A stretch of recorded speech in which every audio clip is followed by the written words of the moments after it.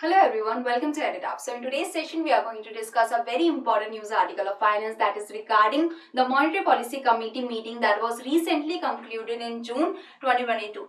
So the meeting was a 3-day meeting that was held from June 6th to June 8th, and it was a bi-monthly Monetary Policy Committee meeting that was held in this month. Okay, so what are the big decisions that were taken in this meeting, in this bi-monthly Monetary Policy Committee meeting? And there were many big decisions that were taken that we are going to discuss in today's session. So now, before starting with the session, please subscribe to our YouTube channel if you are new to the channel, and join our Telegram channel for the PDF of this session. And you can get the link of the Telegram channel in the description box below. So now, starting with the decision. See, based on the assessment that has been made of the situation of the economy and the outlook that how the economy will go forward, based on those situations, the Monetary Policy Committee meeting has voted unanimously. It has decided unanimously that there should be a rise in the repo rate. Okay, that is by 50 basis points. So now, as per the previous Monetary Policy Committee meeting, the repo rate was 4.4%. That has been raised in this Monetary Policy Committee meeting of the June. It has been raised to 50 basis point, that is to 4.9%. So the Monetary Policy Committee is of 6 members. The 3 members are from the RBI and the other 3 members are chosen by the government. And the head of the Monetary Policy Committee meeting is the RBI's governor, that is currently Kritika Ma'am. So the Monetary Policy Committee meeting has decided together that the repo rate should be increased from 4.4% to 4.9% with the immediate effect, that is by 50 basis point. Okay, and the Monetary Policy Committee has decided that they will remain focused on the withdrawal of accommodation to ensure that the inflation remains within the target of 2% to 2% to 6%. So the lower limit is 2% and the upper limit of the inflation should be 6% as per the RBI. This is the target of the RBI. That is, the RBI wants the inflation to be around 4% plus minus 2%. That you can see, these are the lower limit and the upper limit. So, and they want to support the growth also while going forward. So Shaktikanta Das has said that one looks at the rate. If you see the rate, they are still below the pre-pandemic level. Okay. Even the liquidity in the market is higher than the pre-pandemic level. So that means that in this sense that the repo rate is below the pre-pandemic level and the liquidity is greater than the pre-pandemic level. In this sense, we can say that the stance still remains accommodative. But we are now, the RBI's governor said that we are now completely focused on withdrawing the accommodation, and that's why we are raising the repo rate. In the previous monetary policy meeting also in the May that was held, the repo rate was increased from the 4% to the 4.4%, and in this monetary policy committee meeting also it has been, repo rate has been increased from 4.4% to 4.9%. So continuously the repo rate has been increased, so that is showing the withdrawal of the accommodation. Okay, liquidity is also taken out of the economy, of the system. So the RBI governor said that I think it gives a clear idea, a greater clarity to the market and all the stakeholders that we are withdrawing the accommodation, and this process will go on of raising the repo rate. See, why the repo rate has been raised? What is this repo rate? So repo rate is the rate at which the banks borrow from RBI. They are borrowing from RBI. So if the repo rate has been raised, so the banks will get at higher rate the money. The banks will get at the higher rate, they will get the money from the RBI, they will get the borrowing from the RBI. So when they are getting at higher rate from the RBI, then they will also give the loans at higher rate. Okay, that is, they will also give, the banks will give to the customers the loans at higher rate. So that is, the EMIs of the loan will be increased, of the current loans will be increased, as well as the people that are taking the new loans, they will also have to give the higher rate. So the cost of borrowing will increase. If the cost of borrowing is increasing, if the cost is increasing, so less loan will be taken, so the demand will be reduced, and when the demand is reduced, the prices will also reduce, the inflation will be controlled somehow, and that's why the repo rate has been increased by the RBI, seeing that. Okay, focusing on that. So the these decisions of withdrawal of accommodation, of raising the repo rate, is in connoissance with the objective of achieving the medium-term target for the consumer price index inflation, for the CPI inflation or for the retained inflation to remain in the target of 2% to 6% of the within the band of plus minus 2% of the 4%, we can say. Okay, it is 4% minus 2% plus 2%. So to remain in this band,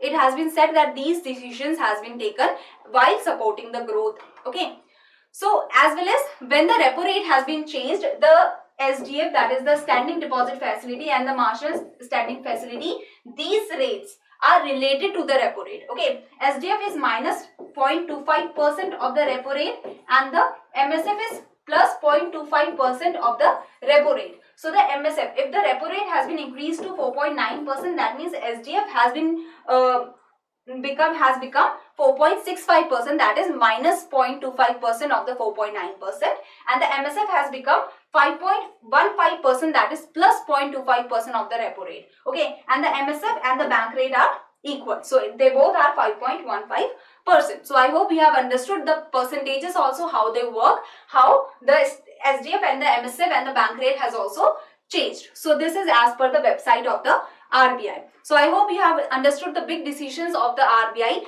Coming to the assessment of the domestic economy that has been made by the Monetary Policy Committee, and that has been told in the Monetary Policy Committee statement and the Governor's statement. So in the statement, according to the provisional estimates that has been given by the National Statistical Office in May 2022, it has been said that India's real GDP growth in the year 2021-22 was 8.7%. That is estimate that the real GDP growth of the 21-22 is estimated to be 8.7%, and this is higher, 1.5% higher than the pre-pandemic level.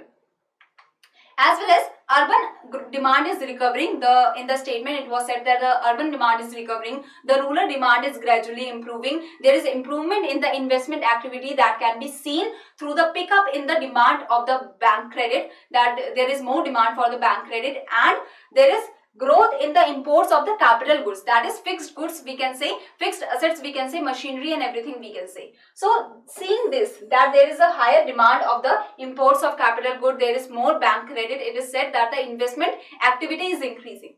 Okay, as well as the merchandise exports posted robust double-digit growth for the 15th month in a row during May, while non-oil, non-gold imports are also continuously expanding at a healthy pace, showing that the demand in the economy is increasing, that there is a recovery of the domestic demand conditions. So all of this showing that there is inflation is going on. Due to Russia-Ukraine war, there is the global condition in which all the countries are suffering from the inflation. Most of the countries are suffering from the inflation, but still India is seeing a strong recovery, we can say. Okay, we can see that the the exports are also rising. So the real GDP growth, the RBI is seeing the situation, still the RBI is saying that the real GDP growth for the 2022-23 is retained at 7.2%. Okay, as it has said before that it will remain at 7.2%. So this is the estimate given by the RBI that the growth for the 2022-23 will be 7.2%. For the quarter 1, quarter 2, quarter 3 and quarter 4, the estimates are given, and this is the estimate for the growth, assessment of the domestic economy for the growth. Now we will see the assessment of the domestic economy for the inflation. Okay, see the Russia-Ukraine war is going on. Due to that, the supply disruptions are there. Due to that, the crude oil prices are rising. Monetary policy, the monetary committees of all the countries, the Fed, we can say, or other monetary policies of the other country also, reserve banks of other countries also, all of those are raising their repo rates also. They are hiking their rates also. Due to that, there is greater volatility in the financial market, because where the interest rate will be higher, the money will go there for the savings. Okay, so there is much volatility in the global economy. There is much volatility in the global economy, and seeing that volatility, there is stagflation chances also that is coming up. The people are thinking, the market participants are thinking that the economies might go into stagflation because there is too much trouble that is going on. In the global economy, there is slowdown of the growth, there is inflation that is rising. So stagflation chances are there, that is thought by the market participants. Okay, so the global economy is not doing very good, and we can see that Indian economy is also suffering. Okay, the inflation is too high from the January. If we say from the January, it was greater than 6%. It was above the upper tolerance level of the RBI. So in January, it was 6.01%. In Feb, it was 6.07%. In March, it was 6.9%. In April, it was 7.79%. That is nearly 7.8%. So in last 4 months, the percentages that has come of the last 4 months, we can see that it was above the RBI's tolerance level, upper tolerance level. It is not even near to 4%. It was even greater than 6%. So that is a very big trouble for India. And it is not only the situation of India. As I have told you, it is going on in all the countries, and all the reserve banks of most of the countries of big advanced economies also, they are also taking the steps of raising their repo rates. Okay. So CPI headline inflation, retail inflation, that we can say, it has rose from 7.0% in March 2022 to 7.8% in April 2022. This is the round off figure of 6.9 and 7.79%. So, and there is a broad-based increase in all its major constituents. So, CPI is the consumer price index. So, index is made of different constituents. Like when you are taking out the inflation, the food inflation is seen, the fuel inflation is seen, and there are other components also like the transport, communication. So, it is a broad-based increase in all its major constituents. All the major constituents are seeing the inflation, are seeing the rise in the prices. Okay, and that is driven by the adverse supply shock. There is the supply shocks that are coming, the supply disruptions that are coming, and due to which the inflation can be seen in the broad base. In most of the constituents, in most of the categories, we can see the inflation. Food inflation pressures are rising due to cereals, milk, fruits, vegetables, spices, and prepared meals. The fuel inflation was driven by the rise in the LPG and the kerosene prices. Not only food and fuel, but the core inflation, that is excluding the food and fuel, the other components also are seeing the rise in prices, dominated by the transport and the communication subgroup. So all of these subgroups, all of these components are also seeing the rise in prices, that is showing a broad-based inflation that is coming into the economy. So now with the assumption of a normal monsoon, we can say that the RBI has raised its inflation assessment also, inflation projection also, that is raised to 6.7% in 2022-23. That was before 5.7%. Okay. So the projection of the inflation for 2022-23 is 6.7%. This is very important. Do remember this. And for the different quarters, the percentages are given. The inflation percentages are given. So the MPC noted, the Monetary Policy Committee noted that inflation is likely to remain above the upper tolerance level for the starting 3 quarters. Okay, in the first 3 quarters of the 2022-23, the inflation will remain above the upper tolerance band of 6%. So it will be greater than 6% for the first 3 quarters that you can see. 7.5%, 7.4%, 6.2%, and in the 4th quarter it will go down 6%, but we can see it is around 6% only, that is 5.8%. So Monetary Policy Committee is expecting that the inflation will continue. Okay. So it may be noted that around 75% of the increase in inflation projections can be attributed to the food group, that the most rise that will come in the food group. That the most inflation that will come will be due to the food group. And this is not only the retail inflation that is rising so much. The wholesale price index is also high, we can say. It was like 15% in April. That was a very huge percentage, we can say. And if the wholesale prices are rising, it will come down to the consumers only. Okay, it will come down to the consumers at some point of time. So this is also a big trouble.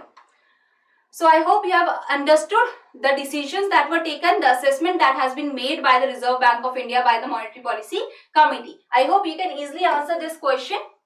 So thank you very much. If you have any query, you can mail us here or you can contact us through this number. Thank you.